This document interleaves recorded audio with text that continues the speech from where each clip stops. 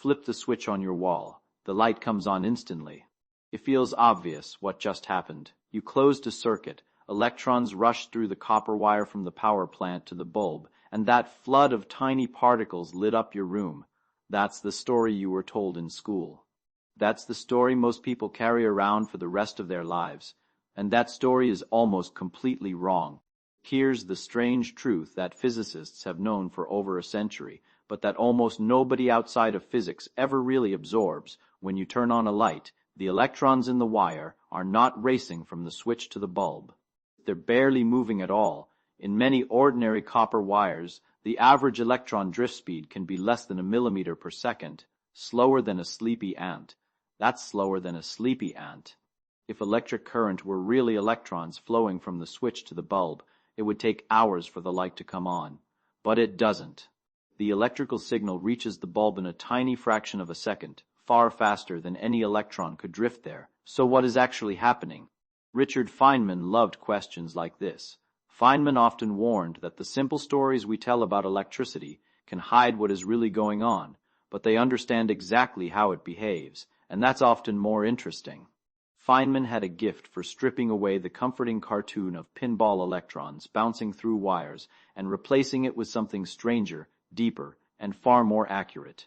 To follow him down this rabbit hole, we need to start with a question that sounds almost childish. If the electrons are crawling, what is moving at the speed of light when you flip that switch? Imagine a long garden hose, already filled with water from end to end. You walk over to the tap and turn it on. Does the water that just left the tap reach the nozzle instantly? Of course not.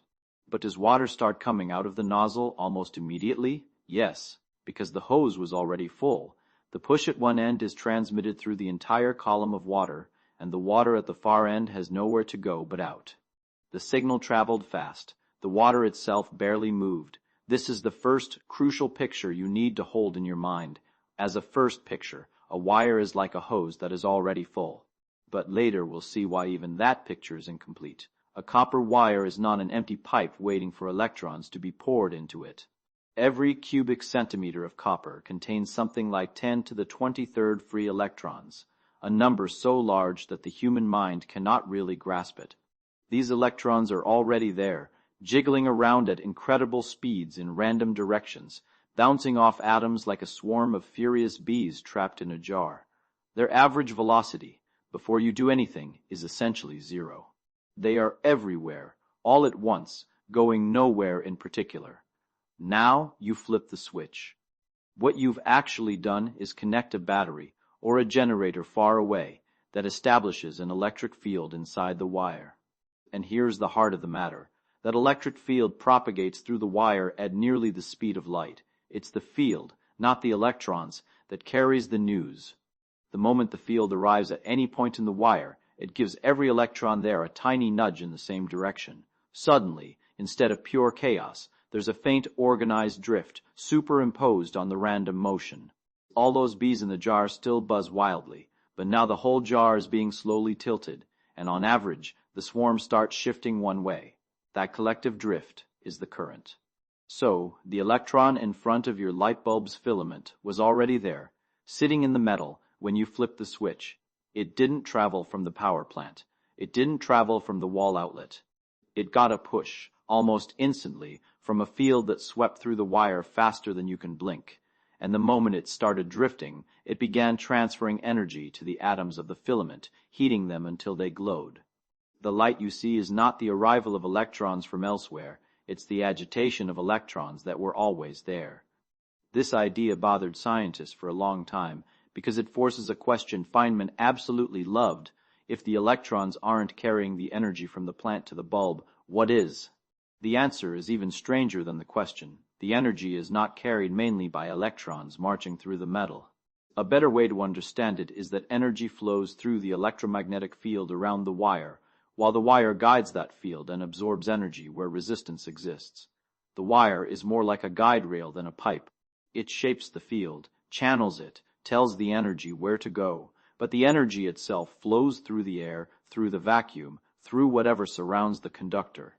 If you could see electromagnetic fields with your eyes, the wires in your walls would look like dim threads wrapped in glowing rivers of invisible power. This is one of those moments where physics quietly destroys your intuition. You probably grew up imagining electricity as a kind of fluid trapped in metal, like water in a pipe. But the metal is just there to constrain the field. Take away the wire and the field collapses. Add a wire and you give the field a path. The wire doesn't contain the energy, it directs it. To see how counterintuitive this is, consider an experiment that physicists have actually done and that drives engineering students half mad when they first encounter it. Now imagine a circuit with extremely long wires arranged in a huge loop. The first electromagnetic disturbance does not behave like a little electron traveling the entire path. Part of the signal can couple through the space between nearby parts of the circuit much sooner than you might expect, but the full steady power delivered to the bulb still depends on the whole circuit and the fields guided by the wires. Now let's rewind history a bit, because this confusion didn't come out of nowhere. In the 18th century, Benjamin Franklin sat in Philadelphia trying to make sense of static electricity. He knew there was something flowing, some invisible substance he called electric fluid. He had to guess which way it moved, and he picked a direction. He said it flowed from the positive terminal to the negative. In metal wires, we later learned that electrons drift opposite to Franklin's chosen direction, but the convention survived because the math still works as long as everyone uses it consistently. The actual carriers in metal wires, electrons, are negatively charged and drift the other way. But by the time J.J. Thomson discovered the electron in 1897, and we figured out Franklin had flipped the sign, the convention was so deeply baked into mathematics, engineering, and textbooks that nobody wanted to redo it. So to this day, engineers usually draw conventional current in the direction positive charge would move, opposite to electron drift in ordinary metal wires. We chose tradition over truth because the tradition still works. Feynman was fond of pointing out that this is fine. The math doesn't care which way you label the flow, as long as you're consistent. But it's a beautiful reminder that physics is full of stories we tell ourselves, and the stories aren't always reality. They are scaffolding. They're useful until they get in the way of seeing something deeper. And here is something deeper. In some materials, the thing that carries current isn't even electrons in any normal sense. In a semiconductor like the silicon inside your phone, current is often described as the flow of holes, which are simply the absence of an electron in a place where one should be. Imagine a row of parking spaces where every spot is taken except one. A car shifts into the empty spot. Now the empty spot is one space to the left. Another car shifts. The empty spot moves again. Nothing has actually traveled across the lot, but the hole appears to glide through the row. In silicon, holes behave exactly like positive particles, with their own mass, their own velocity, their own contribution to current. They are real in every way that matters, and yet they are made of nothing. They are an absence that flows.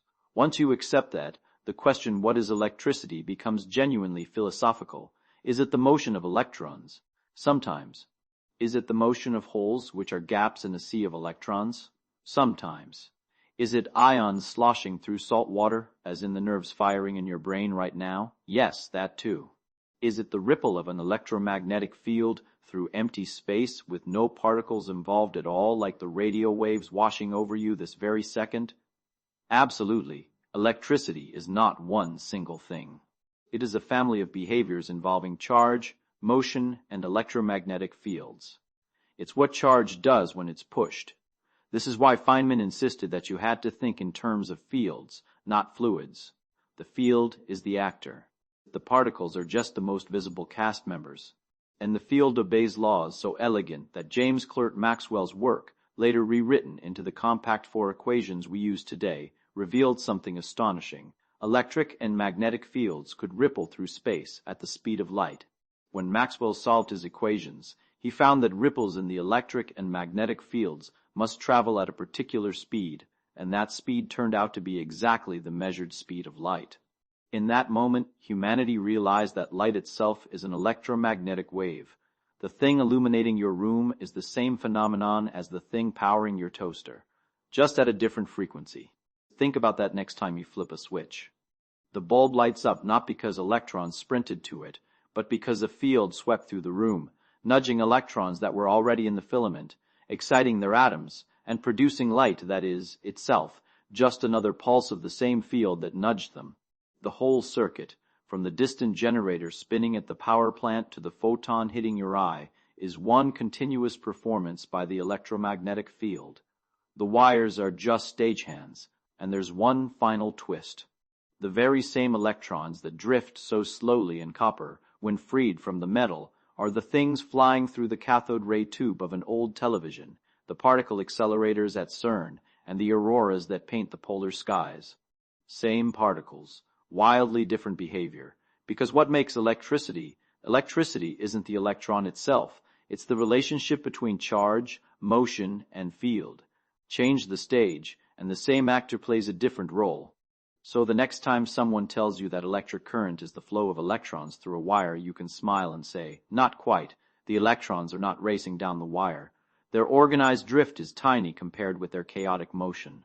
The wire is not a pipe full of rushing particles.